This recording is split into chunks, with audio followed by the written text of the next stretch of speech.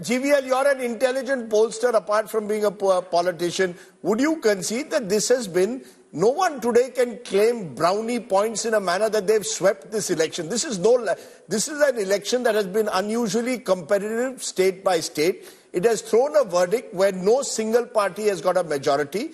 It's thrown a verdict where a party which claimed at the start that they'd get 400 par is now at 239. It clearly has shown that you are now dependent on Chandrababu Naidu, the same Chandrababu Naidu who 5 years ago had split up with you acrimoniously, Nitish Kumar who's come in and out. So do you concede that the voter in his or her own way has sent a message, a little bit more humility? Might be this might be a moment to be a little humbled by the voter. Y'all have all had to eat humble pie in different ways. No, Rajdeep, I think let me give you my very impartial assessment. You see, there is an undercurrent across the country in favor of Prime Minister Modi. Otherwise, you would not see the kind of verdicts that you see in states like Madhya Pradesh, Rajasthan, Uttarakhand, Himachal, Gujarat, Delhi. Sir, how can you say that on a day when in the three biggest states of the country you've lost out? You've lost out in the three biggest states of the country. UP, Bengal and Maharashtra. Where is this undercurrent? In Mumbai, you lost 4-2. West Bengal has never been a stronghold for the BJP. Delhi, for all the elections so far, Delhi has always been the bellwether state. Delhi has always shown who leads power in Delhi. And we have won 7 out of 7 despite a Congress coalition in Delhi. So therefore, a very strong support for Prime Minister Modi. And You're saying there's an undercurrent for Prime Minister Modi. Clyde Crasto is waiting of the NCP its spokesperson. Just a minute, ma'am. Just a minute. Clyde Crasto is national spokesperson, Nationalist Congress Party. Clyde Crasto, according to GVL Narasimha Rao, the opposition is clutching at straws because at the end of the day, Mr. Modi is going to be Prime Minister. The NDA has got 291 seats. So at best, you can claim they would say a moral victory because you won in some major states, but that's not good enough in politics. Well, Rajdeep, let me tell you, it started off with a tsunami by Mr. Modi. Then it went to a wave. Now GVL Narasimha Rao ji saying it's like an undercurrent. So it just shows the progress of the mandate of Modi ji that he has got today. Let's be like very frank. We are not here to fight today. Elections are over. The results are out. We also have to accept it. But the fact of the matter is, when the election started, it was only about Modi ji. I mean, everybody said vote for Modi ji, vote for Modi ji. Today, the mandate is against Modi ji. So he has to accept it. From a tsunami to an undercurrent, they've arrived that way. The point here is the people of India have actually rejected Mr. Narendra Modi. For someone claiming to have, going 350 on their own to 400, abki baar 400 par, have managed to get 239. I mean, I'm not taking anything away from them. They were the single largest party, but they said they will cross 350. They said they'll cross 400. I did not say it, or we did not say it. So somewhere or the other, the people of India have rejected Bharatiya Janata Party and Mr. Narendra Modi. So you have to accept it. Krishna, how do you see this Lok Sabha election impacting the assembly elections in Maharashtra in a few months from now? Definitely will affect. Definitely. Rajdeep knows Maharashtra. I know Maharashtra very well. And this is going to translate in a big way into Maharashtra. In Maharashtra, all the BJP did was, instead of looking at the issues of the people or problems of the people, they were working only on how to break parties, how to break families. That's what they were doing. And they did not concentrate on anything else. And this is the result. They come down to a single digit in Maharashtra. The Bharatiya Janata Party is in single digit. I mean, people like the Mumbai president of BJP, Ashish Shelar, was challenging Mr. Uddhav Thackeray. Forget individually, even if Mahavikas Aghadi gets more than 18 seats, I will, resign from active politics. I will, withdraw from active politics. Where is he today? So this is the kind of arrogance that they had everywhere across the country. They were speaking very arrogantly, and the people of India and people of Maharashtra have given them a befitting reply. Okay, let GVL Narasimha Rao respond to this charge that many in the opposition are making कि आज अहंकार की हार हुई है. The people have bested or have routed the arrogance that crept into the BJP is the opposition's charge. How do you respond to this, GVL Narasimha Rao? So first of all, I think I'll repeat once again that we have emerged as the largest party, and this is the biggest mandate in more than 2 decades for any party coming into government, other than the BJP's tally of 2014 and 19, no government has secured such a big number after 1996. So therefore, it's certainly a very big major. This is a sizable NDA government that is coming into office resounding. again. I think it's not resounding. I think the word resounding would be a bit of a stretch. Hello? Yeah, go ahead, GVL. Please go ahead. Yeah, as far as the charge of breaking parties is concerned, I think stealing mandate is what led to a lot of developments. Because after having badly lost assembly polls, Congress and NCP stole the mandate of the people in Maharashtra by getting Shiv Sena to switch over to them. And that has resulted in a lot of developments. The Shiv Sena breakup happened mainly because of the differences over joining with the NCP and Congress. Can I ask a question? Okay, very quickly. Yeah, go on, Clyde. My question is very simple. Rahul, I'm repeating again and again. This is the question that I want. 4 days before, Ajit Pawar allied with the BJP, the Honorable Prime Minister in Bhopal called the party naturally corrupt party and accused Ajit Pawar of 70,000 crore scam.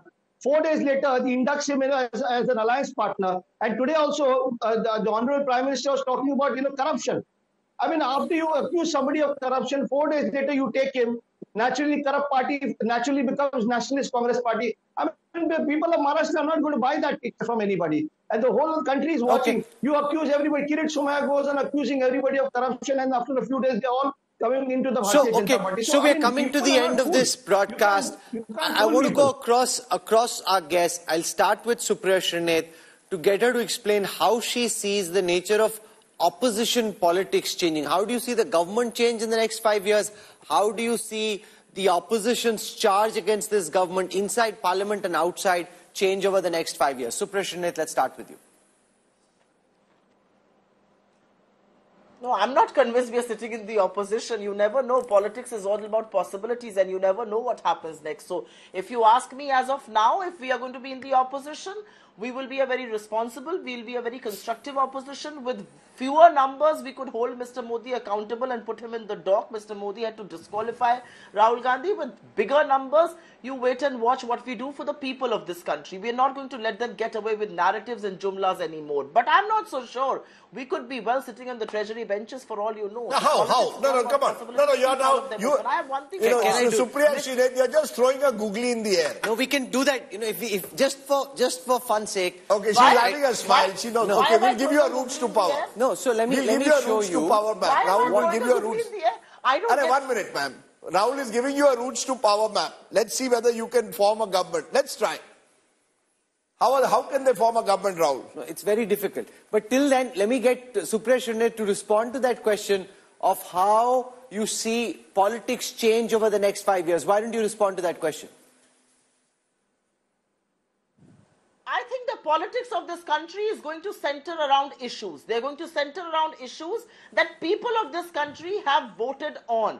People do not want jumlas. People are not bothered about Mangal Sutra and Mujra. People don't want a prime minister dividing them. People want a leader who loves. People want a leader who has empathy and compassion like Rahul Gandhi does. People want a party like the Congress. People want India alliance partners to come together and decide on issues what we have promised to the people. I have one thing to say. I'm ready to show this, Supriya Srinath. Ayodhya mein bhi padi aur Shravasti mein bhi padi.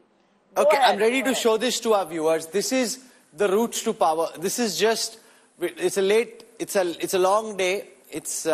We started really early, so we're not saying this is happening, but in case you're wondering, is this possible? So what Supriya Srinath is saying, we think we can be in power. How is that even within the realm of speculation? So what can happen, if at all? Right now, the NDA is at 291, 272 is the majority mark, so they're comfortably placed. If, however, the TDP goes in, if the TDP 16 seats go, then the India alliance goes up to 250. Because they've got 100 for the Congress, 37 for the SP, 29 for the Trinamool, 22 for the DMK and so on.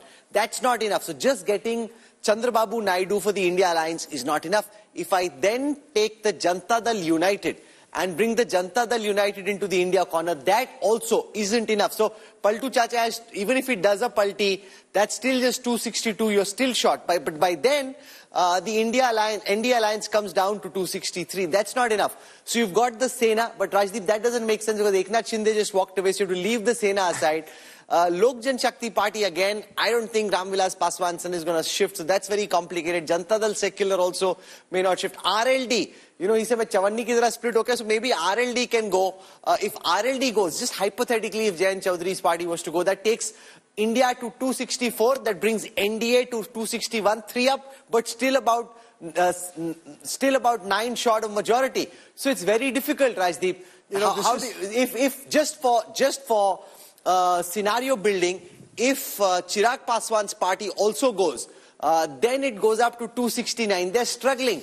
If now you really need, say, for example, Janata Dal Secular of HT Kumaraswamy also to come in, which is difficult. DK Shiv Kumar and Kumaraswamy are daggers drawn, so that's very difficult. Then it goes up to 271. It's still very different. Can they get, okay, if you've got Chandrababu Naidu, can you get Jan Sena, Pawan Kalyan to come? Then it goes to 273. Bada mushkil hai, Rajdeep. It's not happening. It's not happening. It's not happening for the moment. There are far too many contradictions. Both Chandrababu Naidu, who shared a platform with Narendra Modi, and Nitish Kumar, who's done likewise, are not going to forsake their immediate political future at the moment for an uncertain coalition. I think what will happen, though, you said, what could happen is the possibility within the BJP. There will be murmurs. They've not come out in the open. But I think over the next 12 months, I'm not even looking at a 2-month, 3-month horizon, particularly if the BJP were to lose Maharashtra and Haryana, and today's results are clearly a red signal for them, which are the next 2 big assemblies, then 6 months, 9 months, maybe 12 months down the line, there will be those who will also aspire to power. Look, Prime Minister Modi... No, whether they aspire to power or whether... They will try. The big guns will have to change their leadership style a bit to be more accommodative. That goes without doubt. That's going to have to happen now. Look, Chandrababu Naidu is a practiced politician when it comes to how to deal with coalitions. I remember how he would come here and extract the maximum out of Atal Bihari Vajpayee. He will want special status for Andhra Pradesh, for example. Interestingly, Congress today... Prime Minister Modi is not used to having allies dance on his head. Yeah, but so he's never had to deal with that. Sure, yes and no. He's never had to lead what you would call a coalition government pre-poll. In the sense, he's never had less than half of his own party. He's always had a majority of his own party. But he's dealt with coalition partners. But it's very different. When you're 272 plus... That's right. You're right, when you're about 240, it's very different. Right now, the BJP is at 239. I have learned never to underestimate Prime Minister Modi. Prime Minister Modi is someone who will try and adapt himself to the situation. The question is, will he be able to carry along some of the people who may well have their own political ambitions, which may not always tag along with him? So I think it'll be interesting to see how it plays out. We are in fascinating times. I just wanted to lead out... What's the song tonight, Rajdeep, before we end? Oh, are we ending? Yeah, khatam ho gaya na. Rajdeep is like, oh, I love this day. It's such a fantastic day. Can the day just go on? No. I want to put a lovely WhatsApp. This is a very funny election. BJP is celebrating because they are forming government. Congress is celebrating because they've crossed 100 seats or close to it. Samajwadi Party is celebrating because they've got their support back. NCP, SP and SS, UBT are happy because they've shown all that they are the boss. TMC is happy because they've saved their party from failing in Bengal. Citizens are happy that whichever party they are following are happy. Never before have we seen Congress and BJP both celebrating the wins together at their respective headquarters. That's the day we've had. Ultimately, democracy has won. It's good for India to have an opposition. It's also, knocked the government down a few notches. Therefore, they have to introspect as well. Make no mistake, the likes of Prime Minister Modi, Home Minister Amit Shah and the others will be introspecting. They'll be looking at this verdict very carefully and seeing what to make of it. The nature of governance will change, make absolutely no doubt about it. People are wondering, will things change? Will they not change? They have to change because the people of India have spoken and they've spoken very loudly. Gana batao, Rajdeep. Gana, I gave this Gana even after your exit poll 2 nights ago. I tweeted about it. ये public है, it's a film called Roti, Rajesh Khanna Mumtaz. ये public है, ये सब जानती है, public है, अंदर क्या है, बाहर क्या है, सब कुछ पहचानती है. ये पब्लिक की जीत है. You see, let's be honest, I know you sometimes disagree with this, but this wasn't a level playing field election. The government had huge resources, institutional and otherwise, on its side. All governments have resources. Yeah, but so it wasn't level playing field. Despite that, the opposition which we had written off, let's be honest, Rahul, we had written them off in March. It appears so to be. 100 was Congress's best case scenario. Even in their internal calculations. The Congress ko janta ne khada kar diya. You need someone to fight with. Someone gave me a good line today. The public gave a verdict today for a strong opposition and a government that is more accountable. I thought that was wonderful. Make the government more accountable, make the opposition stronger. That's how democracy becomes healthier. Netas have been working on this election for many months, and we've been working on building that intelligence dashboard, election intelligence dashboard, over several months. And congratulations to you, Rahul, and the entire team behind your dashboard. It's taken, I think, election coverage to another level. So I know how much hard work you and the team have put on it. Fantastic. Look, बोल रहे वो Harvard जाने का फायदा हो गया. Company को पढ़ाई का. No, but the point is, the irony in it all is, if it had been a one-way verdict in one direction, this country wouldn't have seen the magic of the election intelligence dashboard. We didn't get to see Rajdeep and Pradeep dance today, but we had the EID numbers dancing on the screen and really blowing people in terms of the depth of the analytics, and a lot of leaders, whether they were in the BJP or in the Congress and the allies, were looking and trying to understand and draw meaning from this verdict through some of those visualizations and cuts that we were doing in real time. So that's very, very powerful. So to all our viewers, for being with us all through the day, we are very, very grateful for your time and your trust. People in London were up at 2 a.m. to watch our coverage. I know someone who works in the BBC there says we've been glued since 2 a.m. in the morning.